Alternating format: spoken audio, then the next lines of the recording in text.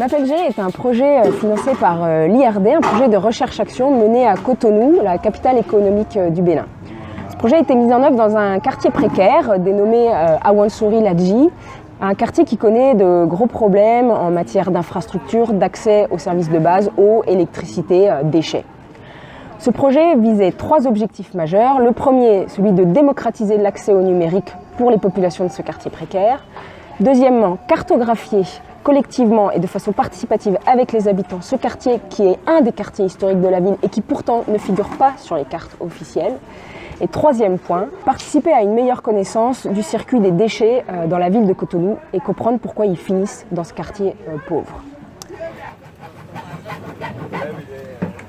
Alors, un Jerry, en fait, c'est un ordinateur que le monde soi-même dans un bidon, donc un bidon de 20 litres par exemple, mais à partir de matériel recyclé. Mais la particularité d'un Jerry, en fait, c'est qu'on ne met pas de système d'exploitation propriétaire, c'est-à-dire qu'on ne met que des solutions open source là-dessus.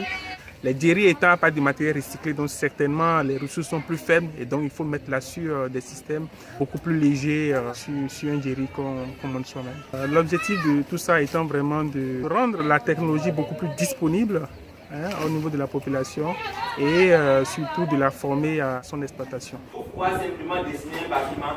Quand il dessine un bâtiment, chaque fois je dois écrire bâtiment. On est 5 membres de l'association qui sont venus en fait former ces jeunes du quartier. On les apporte en fait une formation en cartographie numérique afin qu'ils puissent, n'est-ce pas, commencer à cartographier eux-mêmes leur quartier. Payer un point d'intérêt, c'est bon? Et ensuite, le nom, c'est quoi? On était 5 groupes d'environ 6 personnes avec au moins 3 smartphones par groupe. Donc nous avons utilisé les applications. Il y a OSMAND qui permet de collecter de la donnée en ligne. Il suffira juste de se connecter pour pouvoir envoyer la donnée. Nous avons utilisé Mapillary pour pouvoir prendre des photos dans tout le quartier. Toutes ces applications en fait, ont permis en fait, à ces jeunes du quartier de ne pas avoir à dépenser de l'argent, mais à pouvoir quand même produire de la donnée. Il n'y avait rien comme point d'intérêt, c'est maintenant qu'on a produit près de 200 points d'intérêt sur la carte. Après ce travail avec OpenStreetMap, on a décidé d'améliorer cette carte finalement un peu statique. On a décidé de faire un atelier sensible avec les participants où on les a fait travailler aussi de leur point de vue sur des projets de développement à développer à Ladji pour améliorer les conditions de vie. Un travail qui a alimenté la carte finale qu'on a pu présenter aux autorités publiques quelques semaines plus tard. Je crois que la présence de cette carte peut attirer les partenaires au développement pour nous aider dans nos problèmes. Maintenant que nous avons une carte, la 3e phase s'ouvre sur le suivi des ordures. L'objectif est de suivre en temps réel le circuit de ces ordures pour mieux comprendre comment des ordures produites dans d'autres quartiers de Cotonou finissent par être revendues et rejetées et déversées dans ce quartier. Il fallait trouver des traceurs voilà, à placer dans des déchets, des bidons, des sachets, voilà, des boîtes.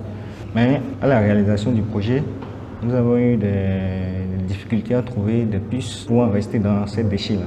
Ce matériel, ce traceur est naturellement plus gros et plus difficile à utiliser avec les déchets. Nous avons choisi désormais de les placer sur des charrettes et suivre leur mouvement pendant 3 semaines. Après les 3 semaines de suivi, quand on a récupéré les données, on s'est rendu compte que les localisations GPS des charrettes n'avaient pas été envoyées toutes les 2 minutes comme envisagé, en cause de la présence de métaux ou le problème de réseau pour les cartes dans le quartier de Ladji. Cette méthodologie de suivi GPS des charrettes ne nous a pas véritablement permis d'en savoir plus sur ce circuit des déchets, mais nous avons complété ce travail par de nombreux entretiens avec les acteurs locaux et avec les habitants. À l'issue de ce projet, une 40aine de jeunes ont été formés, une 20aine d'ordinateurs ont été fabriqués. Ils sont aujourd'hui en accès libre dans un centre numérique animé par les jeunes. Et puis le quartier existe désormais sur la carte. Il existe, mais son avenir demeure posé puisque des grands projets sont annoncés pour les prochaines années. C'est ce qu'on veut à Ladji. Moi, je suis fière de mon quartier. On est ensemble. C'est tout.